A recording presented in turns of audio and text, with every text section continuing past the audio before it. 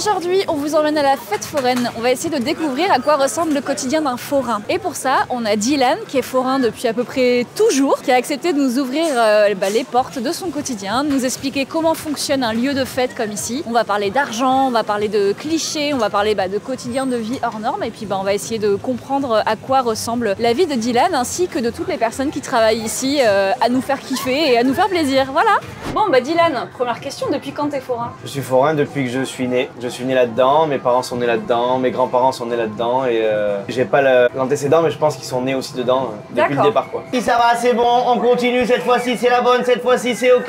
T'as été scolarisé comment? Alors, au départ, je faisais d'école primaire en école primaire. T'es itinérant en fait dans ta vie? Je suis itinérant toute l'année, je suis itinérant de ville en ville. Ma maman allait dans une école si vous voulez, présenter mon carnet.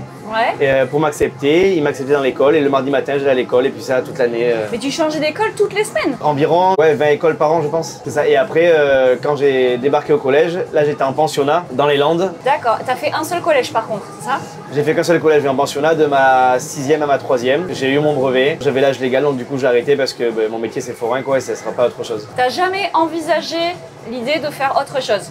Jamais de ma vie. Et est-ce que t'as gardé des potes du collège? Est-ce que t'as des potes non forains? J'ai beaucoup d'amis et de copains non forains. Il y en a que je vois plus souvent que d'autres. Ouais, c'est agréable d'avoir des amis forains et des amis sédentaires. C'est pas la même mentalité et c'est ce que j'aime aussi parce que j'aime bien me diversifier quoi. Et du coup, attends, j'extrapole un peu mais non, pas maintenant, c'est trop tôt dans le tournage. Et de la même manière que je t'ai posé la question pour les amis, pour les rencontres, t'es un peu en vase clos quand t'es itinérant et que t'es forain. T'arrives à rencontrer des gens? C'est-à-dire les rencontres? Des rencontres amoureuses. Je parle pas de couple. Ah mince. Ah oui, on t'a dit que c'était une vidéo métier, pas du tout. Chez nous, en fait, si vous voulez, le style de vie qu'on a, ouais. C'est plus compliqué de se mettre en couple avec une sédentaire plutôt qu'avec une foraine. Je sais pas comment expliquer ça, mais c'est un style de vie différent, quoi. Chaque manège a son truc. Il y a les sédentaires qui arrivent dans la vie de forain et des forains qui ils vont vers la vie sédentaire. En fait, si tu veux, nous, comme on a beaucoup d'employés pour les gros manèges, c'est vraiment c'est du lourd, c'est des trucs comme ça. Et les femmes, pour nous, ils ont pas à faire ça. Mais après, oui, tu vois, comme des stands comme ça ou comme ça, qui est pas lourd et qui est maniable pour la femme, on va dire. Non, mais je comprends. Oui, moi, de mon point de vue à moi, je vois ça un peu sexiste, mais en fait, toi, t'es dans la réalité des choses et en fait, dans la vraie vie, c'est comme ça que vous fonctionnez et c'est un héritage de valeurs et de trucs concrets c'est plus pratique avec des gars de porter ton manège lourd, quoi. Moi, je sais l'expliquer, mais comme je le dis, ça fait misogyne. Dans le BTP, il y a combien d'hommes et combien de femmes? Oui, c'est clair. Mais oui. Bon, allez, on parle d'autre chose. Ce matin, on est arrivé à 10h, mais t'étais pas là parce que tu dors pas là, c'est ça hein? Non, je dors pas là, je dors à, on va dire, 20 minutes de route quand il y a les embouteillages à Bordeaux. C'était pas là le soir, qui surveille ton manège? Je surveille tout seul, on va dire. Bon, après, comme tu as pu le voir, il y a des collègues à côté. Oui. Et s'il y a quoi que ce soit, tu vois, ils nous appellent ou quoi si c'est vraiment grave. Tous les matins, tu vérifies un peu que tout est en place, genre techniquement, est-ce que... C'est ça, ouais, tu vois, comme là, en fait, tu arrives le matin directement, tu débâches. Bon, après, tu connais ton manège, tu vois, mais tu regardes un peu tout se passe bien, s'il n'y a pas de fissure ou quoi. Tu regardes les boulons, c'est très important. C'est pour la sécurité des gens, tu vois. Ouais. Ça, c'est une sécurité en plus si des fois le boulon se dessert. Ouais. Il y a des formations ou des trucs à passer? Nous, on est dedans. On est tout le temps avec nos parents, tout ça. On vit au manège avec notre papa et on regarde. Et au fur et à mesure, en fait, si tu veux, on apprend. On voit où les choses se placent, on voit qu'est-ce qu'il faut faire, quel outil utiliser en grandissant. Et après, il y a notre papa qui nous prend sous notre aile, et sous son aile, pardon. Voilà. Il n'y a pas vraiment de formation, t'as pas passé une formation? Non, en fait, on apprend les boulots sur le tas. Ouais, voilà. Le forain, il faut qu'il sache se débrouiller. S'il a une panne sur la route, s'il a un problème de fuite d'eau, s'il a un problème d'électricité. En fait, le forain est un peu plombier, électricien, manutentionnaire. Et ça, on l'apprend au fil du temps avec nos parents, quoi. Et est-ce que le forain, il est secouriste? Si t'as quelqu'un qui fait un malaise dans ton manège, comment tu gères ça? Alors ça, c'est pareil, c'est une habitude. Ça m'est déjà arrivé, des pertes de connaissance, des crises d'épilepsie. Ouais. En fait, ça, nous, on le gère nous parce que c'est notre manège, on sait comment faire, quoi. On met l'arrêt d'urgence, le manège s'arrête, ouais. On ouvre les barrières, on prend la personne, on la met dehors. Après, on connaît un peu le geste de sécurité, en PLS, comme on dit, position interne de sécurité, et on appelle de suite les secours. Bon, ça tombe bien que là, tu me regardes pas parce que c'est le moment où je te sors les 3 gros clichés que les gens ont sur les forains. Et tu vas me dire si c'est des clichés ou des vérités. Cette fois-ci, c'est oh maximum, vamos! Le premier cliché que j'ai en tête, qui est peut-être pas un cliché d'ailleurs, c'est que si on n'est pas issu d'une famille de forains, on peut pas rentrer dans ce monde-là et on peut pas devenir soi-même forain. C'est plutôt vrai. Comme j'ai dit précédemment, tu peux pas avoir non, après. Il y a tout caché. Donc lui là, il est c'est un fils de forain. Non, c'est un jeune que je prends ici pour travailler avec moi. Mais donc, il est issu d'une famille de forains ou pas lui? Non. Ah bah donc. C'est pas un forain, moi je suis forain. Lui, c'est mon employé. Ah, donc on peut être salarié forain, mais on peut pas être entrepreneur forain. Oui, ça, oui, tu peux ça. Ok, d'accord. Si tu veux, le métier de forain se transmet de génération en génération. Après, il y a des jeunes qui viennent nous voir et qui veulent, par exemple, travailler avec nous et aller avec nous sous toutes les fêtes foraines à l'année. Eux, ils sont pas forains, mais ils sont salariés de forains, si tu veux. Ils vivent comme les forains parce qu'ils travaillent avec eux. Bon, deuxième cliché, vous faites beaucoup de blagues. On a de l'argent liquide. Je pense que si on va au bureau de tabac, à la boulangerie, dans un magasin, on paye à la carte ou en liquide. Ouais. C'est vrai qu'avant, on prenait moins la carte qu'aujourd'hui, mais on s'est mis au goût du jour. On est comme tout le monde, on prend la carte et on prend le liquide. C'était pas ma question, mais c'est pas grave, Ah, ça voilà. sera ta réponse. Si, mais je te parle de blagues, tu me parles d'espèces. Vu le prix des manèges, le prix d'emplacement, le prix de l'eau, on paye tout forcément. Et que ce soit espèces ou code bancaire qu'on rentre, on est obligé de déclarer. Bah oui, si tu rentres pas d'argent sur la boîte, tu peux pas payer ton crédit et ça marche pas quoi. Voilà. Ok. Troisième et dernier cliché qu'on a, tu vas me dire du coup si c'est un cliché ou pas, les forains ils se font justice eux-mêmes. C'est-à-dire, explique-moi. S'il y a une embrouille, on se dit que vous n'allez pas forcément appeler la police, mais que vous allez régler le souci tout seul. Alors ça aussi, on apprend dès le plus jeune âge. Qu'est-ce qu'on apprend? Nous, notre travail, c'est que la fête foraine soit calme, agréable pour les visiteurs, que ce soit famille, personnes âgées ou jeunes adultes. Que tout le monde en fait soit en sécurité sur la fête foraine. Donc s'il y a une embrouille, sans appeler la police, on va pas les faire déplacer pour rien. On essaie de les calmer. Nous, on protège et on sécurise les clients. Est-ce qu'il y a la concurrence chez les forains? Genre toi, tu as cette place-là, qui a décidé que tu as cette place-là et que tu as une place à Bordeaux? Chaque forain dans chaque ville a son emplacement habituel chaque année. On écrit à la mairie par exemple ici Bordeaux ou la mairie, je vais dire, de Paris. Et après, sur les fêtes foraines, on a des zones bleues. Nous, on appelle ça comme ça. C'est des zones de passage. Généralement, tu en as 2-3. C'est les nouveaux manèges qui peuvent écrire sur la fête foraine pour venir essayer cette fête foraine, quoi, si tu veux. Et chaque année, eux, ils changent. Donc genre, si tu viens ici, c'est une fois. L'année prochaine, tu l'auras pas. Et comme ça, moi, ça permet de changer d'un peu de forain sur la zone de passage. Et pour les clients, voir des nouveaux manèges. Et donc c'est un forain qui demande à la mairie, il n'y a pas une espèce d'association de forains? Les forains sont indépendants. Chacun est patron de soi-même. Donc du coup, chacun gère son entreprise, on va dire. Donc oui, je sais que tu ne veux pas parler trop d'argent. Si tu peux pas me dire combien tu gagnes, c'est ok, mais... Si tu veux dire, c'est ok aussi. Hein. Non, je vais pas le dire. Vous avez une vraie boîte, comment ça marche derrière? En fait, si tu veux, nous déjà, on a pris ce manège neuf sorti d'usine, donc forcément il y a un crédit derrière. Bien sûr, on a une société, on a des impôts, on a des déclarations, on a comme tout le monde, sauf que notre métier c'est forain et voilà. Ok, très bien. Est-ce qu'il y a des contrôles sur les manèges, une espèce de contrôle technique des manèges? Oui, en fait, si tu veux, moi j'ai parlé pour un gros manège par exemple. Quand il sort de l'usine, il y a un contrôleur qui vient vérifier en fait, si tu veux, la totalité du manège, la construction, les soudures, les poids et tout ce qui s'ensuit en fait, si tu veux, par rapport à la caractéristique du manège. Et après, tous les ans, on a un contrôle obligatoire. Sinon, et d'ailleurs, quand on arrive dans les villes, ils nous demandent tout le temps le contrôle. Le petit papier. Et à chaque fête foraine, il y a un agréé qui vient pour nous faire signer une attestation de montage. Donc en fait, si tu veux, on est contrôlé pratiquement toute l'année, quoi. Et ça fait combien d'années que tu as cette manège dans ta famille? Ce manège-là, je l'ai depuis 2012. Avant, j'en avais un autre. Ah, donc c'est jeune. Avant, j'en avais un autre. Avant, j'en avais un autre. Donc on va sur internet, manège.com et puis on... Ça se passe pas comme ça, non. On a des constructeurs qui sont basés en Italie, en Angleterre, en Allemagne, en Espagne. C'est des constructeurs spécialisés dans ça, ils font que des manèges. Combien ça coûte un manège? J'imagine qu'il y a tous les prix, mais une ordre d'idée, c'est comme une voiture, c'est comme un camion, c'est...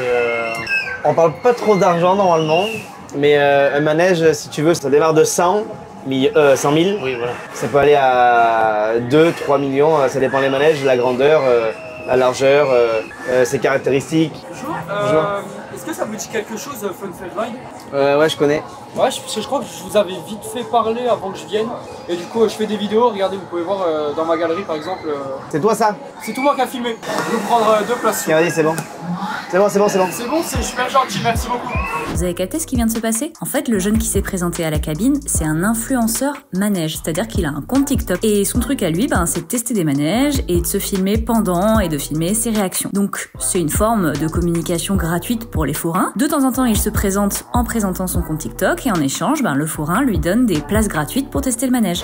Dites, est-ce que ce serait possible d'avoir juste un ticket de collection s'il vous plaît, parce que je collectionne les tickets. C'est gentil, merci beaucoup. Pardon. C'est adorable. C'est quoi les tickets de collection? C'est les passionnés de fête foraine. Ça, c'est un neuf, c'est pour ça. Trop bien.